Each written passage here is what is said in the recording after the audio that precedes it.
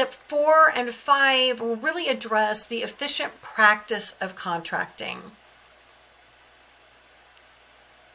First thing you want to think about is starting to think about terms early. I don't mean how many users is the buyer going to need, how many seats is the buyer going to need, what is the price per unit, or how long will the subscription term be. I mean what are typically referred to as the legal terms. When I say start thinking about terms early, what I mean is that a discussion of what are traditionally considered commercial terms include the caveat that those commercial terms are effective as long as the buyer substantially agrees to your standard terms. You may think this is obvious, but in 90% of the deals that I did as an enterprise lawyer, the seller had negotiated pricing well before contract negotiations had even been opened. We recommend then that our customers provide their buyers with a summary of material terms and make it crystal clear that any pricing discussion is predicated on the buyer's agreement with those terms. Even though you've done the audit and you have a pretty good understanding of what the market expects, and your standard agreement is now reflective of that market expectation, your audit is incomplete picture of the broader market as a whole. First, it reflects what just a portion of the market has demanded of you. And second, it reflects a limited duration, a limited period of time.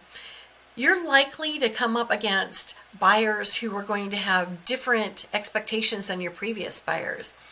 And market expectations are constantly evolving.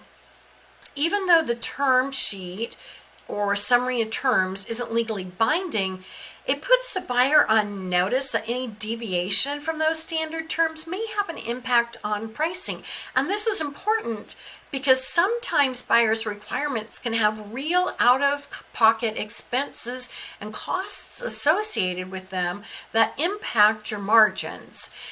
And so if you're having this conversation with your buyer early, then reopening discussions about pricing is not nearly so awkward or uncomfortable.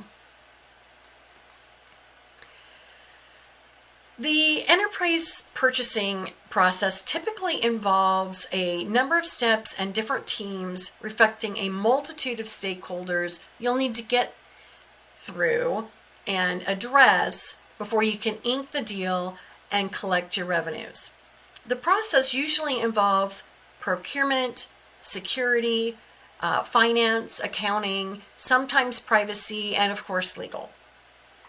And each team has its own policies and procedures it's required to follow as a matter of the broader organizational policy. But here's the thing. You may have a better idea of that process than your user team does. So this is a great opportunity for you to continue adding value. Sometimes the user team hasn't been through the buying process. They're new to the organization or their role, or your solution represents a bigger purchase than their team has made previously, or they're new to the process because the process has changed. So after the buyer's user team has signaled their intent to buy, put your heads together with the user team and lead them through the exercise of making a plan for closing the deal, complete with who owns what. On your process map, identify the processes that you know most enterprise organizations take, even if the user team hasn't called out those processes. And then ask questions like, who do we need to talk to make sure we follow any procurement policies? Who do we need to talk to make sure that we're complying with any privacy policies? Then stack the process where you can. Identify those parts of the processes that can be taken simultaneously rather than linearly. So for example, Maybe you can kick off the security assessment while you're engaged with a proof of concept with the user team. Most enterprise legal teams can't send an agreement for signature until the seller has completed the assessment.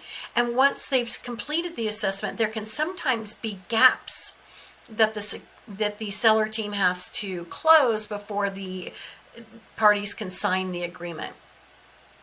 If you identify the parts of the process that can be started early, and if you can complete some of those processes simultaneously, then you can cut weeks off the sales cycle. We recommend that someone on the seller's deal team serve as a point of contact through the entire sales process. Even if you have a person dedicated to contracting, we recommend that the account executive stay involved throughout the entire purchase process. We've found that the account executive can be quite influential in a very positive way in making sure that both sides of the deal stay on task and within timelines. We recommend that our customer's deal team and the account executive in particular make sure they're interfacing directly with the buyer's point person for each process. By staying involved, the account executive can serve as a resource for the buyer's team by tracking down information or other subject matter experts as needed, and then generally facilitating the buyer's contracting process by facilitating the buyer's ability to close their side of the transaction.